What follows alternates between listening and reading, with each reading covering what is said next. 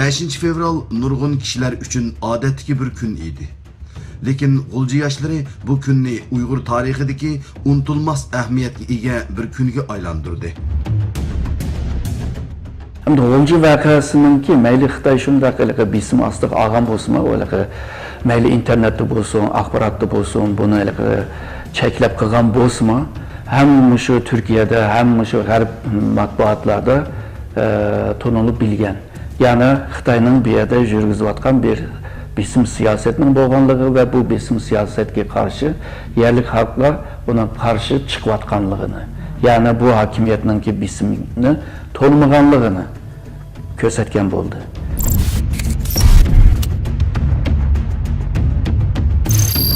Yani dünyada mundaq bir o'yğimi keldi. Bu Şarq Türkistan degan bir yer bor ki, onun G'ulji degan bir şehir bor ki, bu yerdagi insonlarni Xitoy hokimiyatga qarshi chiqibdi. Yolg'izlar Tibet emas deb, bundan kim shu mayli Turkiyada bo'lsin, mayli g'arb davlatlar bo'lsin, Uyg'urlarga bo'lgan bir qiziqish boshlab ketdi. Ama Xitoy o vaqtida Şarq Türkistan meselesini hamısını şu Xitoyninki ichki meselesi deb ko'rgashgan. Xalqarodagi bu qiziqishga qarshi chiqdi.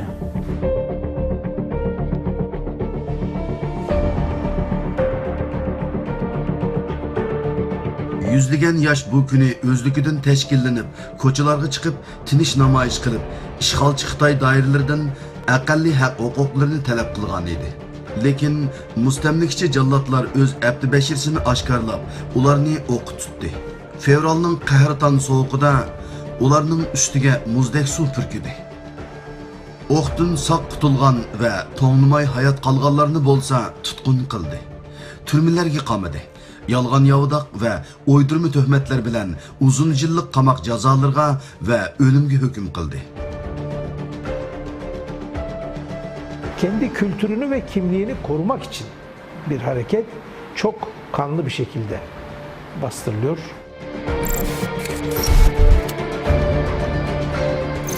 ...5 Şubat 1997'de ve bu hadisede 100 civarında kardeşimiz hayatını kaybediyor. Pek çok tutuklamalar oluyor ve bunlar sudan sebeplerle işte yargılanıyor ve hapis cezalarına çarptırılıyorlar.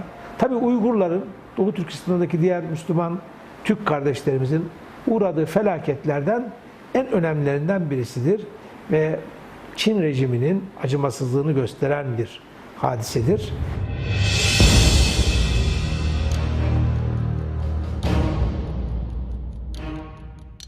U yaşlarının köpüntüsü aramızdan gayip oldu. Lekin ular özlerinin ıssiqqini, yaş hayatı bedelige, xalq qalbiga o'chmas bir o'tni, o'lmas bir ruhni silib qo'yib ketdi.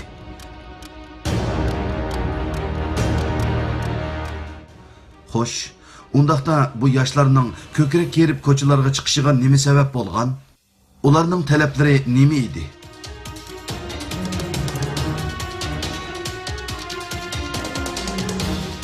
Kulca'da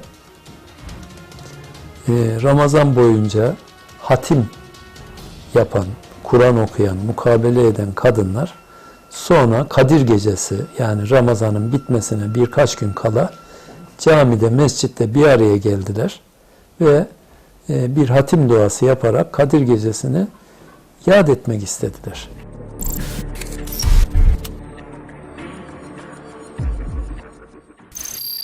Toplu gösteri suçuyla bu kadınların hatim duası yaptıkları yeri polisler bastı.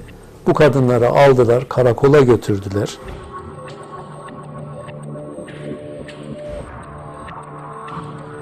Xitoy hakimiyeti nima uchun ularni vahshiylik bilan bostirdi?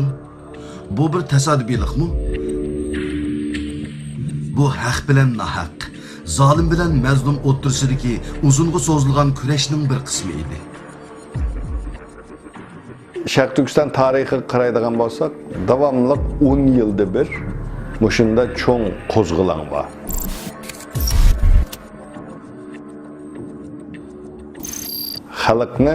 Xalq besimga chidayolmagan xalq 10 yilda bir qatim bunda qo'zg'olon qildi.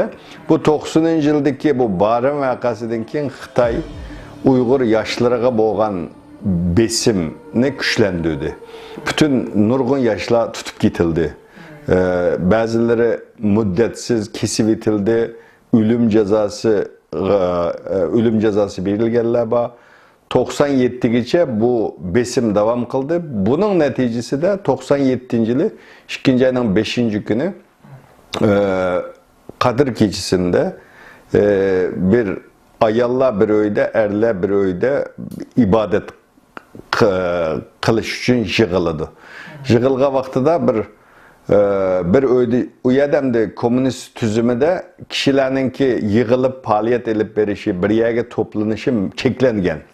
Onda oğan dikin ayalla bir öyde, erle bir öyde bu keçi ibadet kılga vaxtıda bu ayalla ne Nimiş yığıldığınlar, nimi kılvatısıl deyip sakçı apırıp, Kulcu'da sakçı idaresi de bir ayalını kıynap öldürdü. Nim için bu günahsız ayalını öldürüsler, nim için öldürdüğünler deyip bu ayalının balısı tukkallarına başlap sakçı idaresinden aldığı vardı. Ondan keyin Xitayla sakçılar bununla resmi çıkarıp bu yerde bulanımı bastırdı. Şunun bilen Gulcu şehrideki nurgun yaşlar koçuğa çıkıp tinçlik yolu bilen lozünkünü götürüp bu hükümet ne için bir günah adamlarını öldürdü, ne için ok çıkarıp öldürdü deyip namayış kılıdı.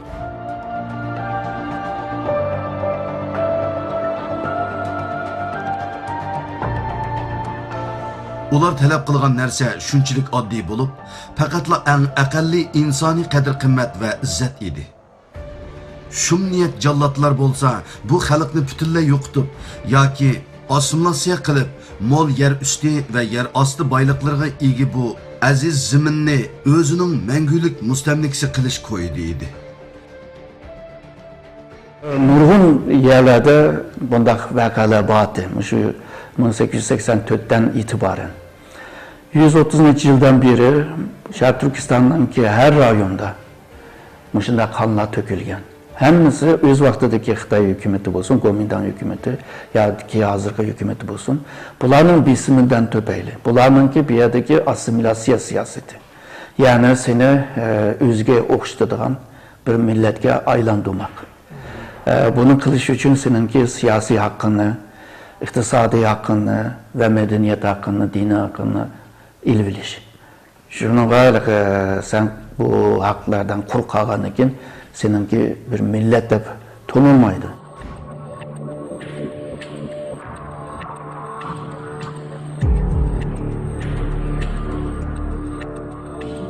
Irak Şərqdə Sədicin sepilinin içində yaşaydigan Xitaylar izchil bu zaminni qo'lga tushirish va bu orqali g'arbga kengayish tushini ko'rib kelgan bo'lsa-mu, lekin tarixda ko'p qitim urinibmi bu maqsadiga yetolmagan edi. Nihoyatda 18 asrning o'rtalarida xo'jalar orasidagi ishki nizo ayni vaqtdagi Manju Qing xonadonligining Sharqiy Turkistonga besib kirishiga fursat yaratib berdi. Lekin bu tajovuzchilikqa qarshi kurash izchil davomlashib, Sodir Palvon Nuzugum kabi qahramon o'g'il qizlarni tarix sahnasiga chiqardi.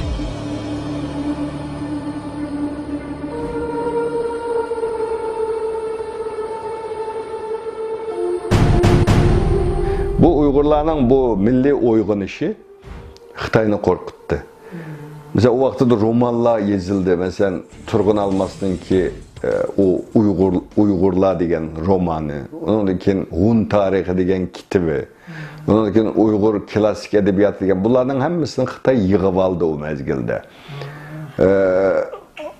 İşte Abdurrahim Ötkür'ünki İz romanı, o 1933-34'lerdeki o kozgulanlarını anlatıyordu bu romanda, tarihi roman. Uygurlarınki tarihi üniversitelerde ügütülme geçke, bunu fakatla biz destanlardan, işte bu xil romanlardan, tarihi romanlardan öğrenettik.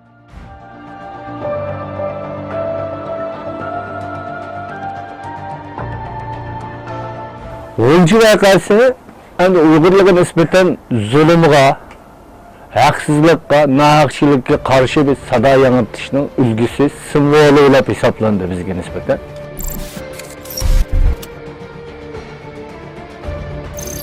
baş götürüş, devamlı Xitoyga baş egib o'tlamaydiganligimizning bir ifodasi bo'ldi. G'o'lji voqeasi. Xitoy tajovuzchilari tunji bo'lib ishni diniy olimlar, o'qimishliq ziyolilar va yurt kattalarini yo'q qilish bilan boshlaydi. Ularga o'ngchi, millatchi va pomishchik degan batnomlar chaplanib, o'ltiriladi, turmalarga qamiladi va mol-mulklari tortib olinadi. Bunun bilan Uyg'urlarning jamiyat qurilmasi va iqtisodiy uli tavraydi. Bir millet özününki alaytlıkları var. Tili, edebiyatı, çöçekleri, tarihi, örf adetleri, dini itikadı bilen münasebetli bütün dini faaliyetler. Nezirden şu nimi geçe, evliyalarını yoklaş veya onlarınki mezarı bir görüş. Bunlarına eğer de sen bizim siyasetini işletken vaxtıda bu halk sana karşı çıkıdı. Hem de G'o'lji vakası kelsek, hem de uyardaki nurgun sebeplerine kösetken xil varyant mı var? Hem de uyardaki esasen şu Uygurlarla toplanıp Kur'an-ı Kerim okumak ya da bu meşrep kılış.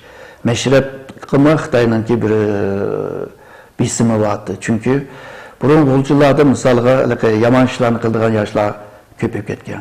Bunu aldığını iliş için meşrepni orlaştırıp bir yerde yaşlarını terbiyeleş. Çoğunlar yaşlarını terbiyeleş, yaşlarını meşrepte Uygur örf adet ve kaydılarını ügünüş. Bundak bir faaliyet Uygurlar için naydı faydalık bir faaliyet. Ama Xitoy için belki ondak emez. Çünkü bunu çekleşkeye tırışkan.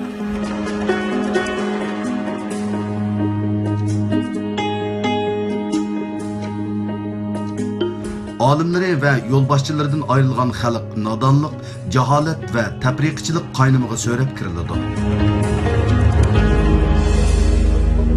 Aradan 20 yıl ötken bugünkü günde 5 fevral muhaciretdeki Uygurlar arasında her yılı hatırlandıgan bir günge aylandı. Elbette esleştiki maksat bu şehitlerimizni yad etişle emas. Texmi muhimi ularning ruhiga varislik qilishdir. Bizning bundan chiqardigan nurg'un darslarimiz var. Bunun ichidan nima desa, endi bundan keyingi yoshlarimizni qanday tarbiyalaymiz? Bundan keyin chet elda bo'lsin, davlatning ichida bo'lsin, Uyg'urlar bu G'o'lji voqeasidan qanday ilhom olib, qanday yo'l tutamiz degan masala eng muhim masala. Bu masalada endi bizning faoliyatlarimizni bundan keyin texnik taraqqiy qiladigan shaklda, xalqaro saviya bilan xalqaro vaziyat bilan mos qadamda ilib bora oladigan bir seviyeyə kelishimiz lazım. Bu haqda yosh bolalarni tarbiyalash, bularni siyosiy faoliyatlarda har xil dunyodagi mushunday haqsizlikka qarshi ilib berilayotgan faoliyatlarni yaxshi analiz qilib, yangilik yaratish.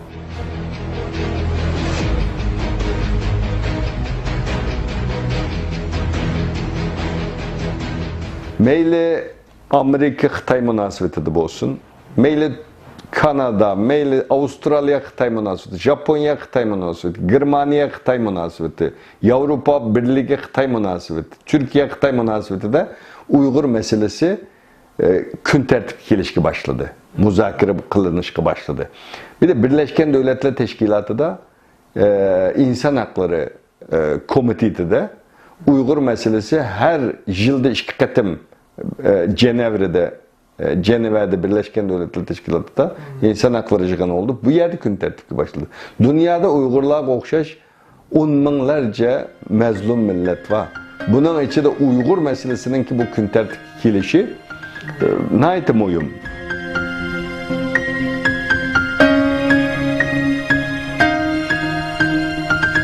Hazırki yaşlar, burunki yaşlar qarğançaqda, yani bizning işimiz bilan seliştiğen vaxtıda bizdimi akıllı, bizdimi cıq bilim bildiğen, bizdimi köz qaraşları ve bu perspektif deyimiz, texmi bizdimi kən. Bir neçə til bilidi, çet tillərini yaxşı bilidi. Bununki sebebi hazırki bu kompüter, internet. Bu sebepten nurgun bilimlerge erişeleydi. Ama neye karab mağdıran meselesi var. Yaşlarının hemisinin ki meselesi. Bizim yaş vaxtıda maaşında neye karab meniş degan mesele var. Ama Uygurdek bir halk izliğaşka, sömürülüp müstemlike aslında yaşavatkaşka en başta kıldığan iş bu milletini kutkuzuş. Yani nişan bu.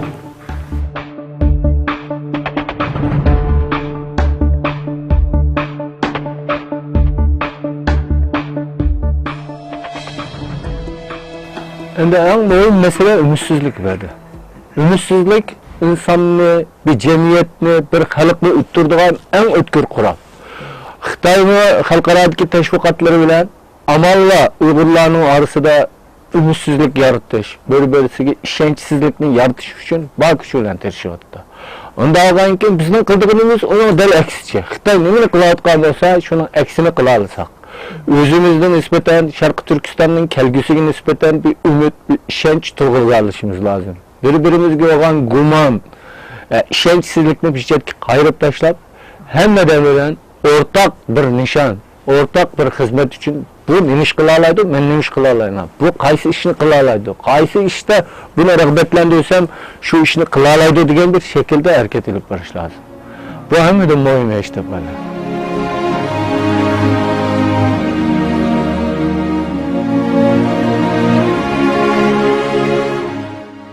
Yaşlarına şu ilim ügünüşke teşvik kılmak lazım. Çünkü başka kılalaydıgan iş ve köp yok. Çetelge çıkan Uygurların kılalaydıgan iki işi var. Birisi ticaret, birisi ilim ügünüş. İlimde üzüp çıkış ve icadilerine yartış. Hem de okuganlar şu teknik cetteki icadı, mağul içtimai penlerde okuganlar pişki cetteki icadı. Bunları kılış lazım. Köp okuş, köp tefekkür kılış ve tefekkürden kimden min buldu? İdiye çıkıdı. Köz karaş çıkıdı. Ve Uygurlara layık olan bazı kıymetliklerini ortaya koyalaydı. Şununla yaşlar her sahada okuş lazım. Ama bir yerde şunu muyum? Mesela bazı yaşlardaydı, ben bağ kesibini okusam, onun için ben iş tepip, pul tepip, cenimle bakalayım. Boptu. Meyli kaysı kesip, kaysı niyette bulsun. Ama okulan kesibi de üzüp çıkışını nişan kılış lazım.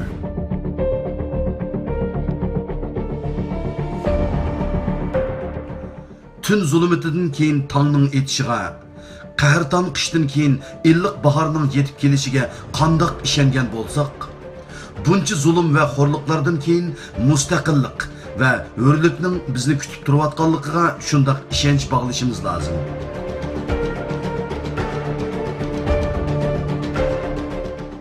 Şimdi 20. yılındayız.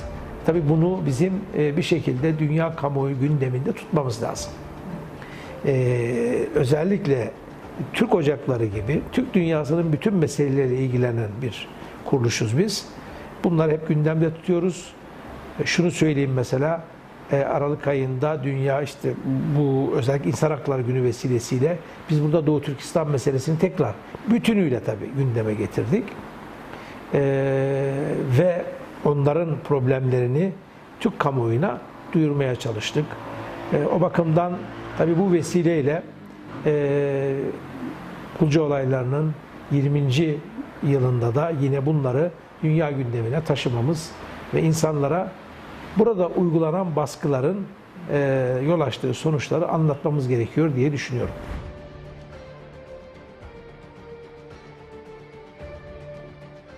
Dünyanın Avrupa seviyesinde teşkilatçılık kılışımız lazım.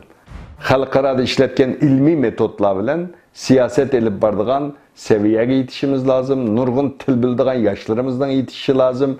Hazır Xitay bunu bilgeçke vatanda çetelde tuqqunavalarının atanlarını solap, uyada besim işletip, balan kayıtmasa seni turmağa taşlayımız, turmadan çıkamayımız deyip, her xil iptidai usullar bilen qo'rqitib, chet elda yoshlarımızdan bu davaga qatnashishning oldini olyapti Xitoy hozir.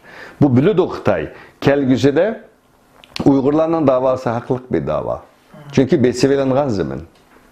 Unda bo'lgandan keyin Xitoy Uyg'urlarga qilayotgan zulmininki nahaq ekanligini bilgechga buni xalqarada da tushunishimizni xohlamaydi.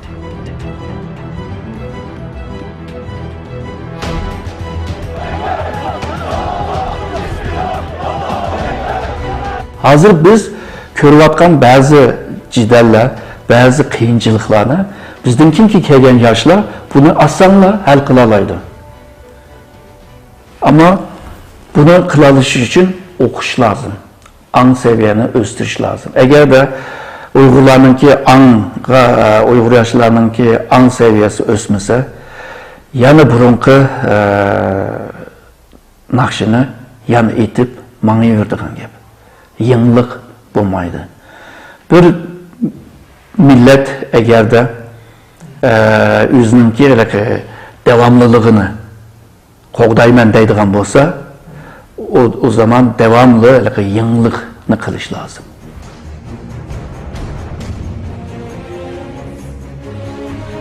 Biz uchun muhim bo'lgani tongning otqiniga qadar ajdodlar yoqqan mash'alni o'chirmay, ular ko'tirgan tug'ni tushirmay tura olishimizdir.